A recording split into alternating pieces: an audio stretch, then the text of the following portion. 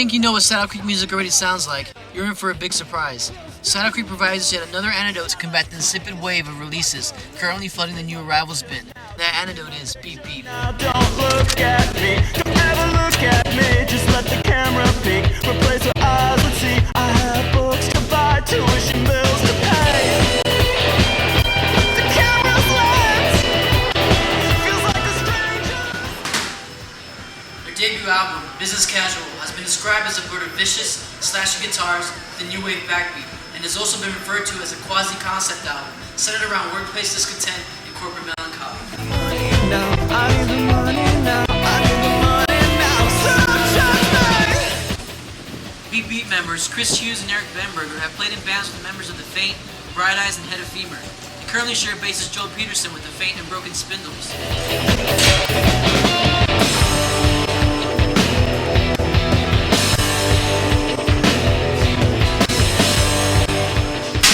These musicians are all noted for their willingness to experiment with their sounds. Overall, this band of artful Nebraskans have channeled their love of aggro-punk and off-kilter rhythms into a musical statement all their own.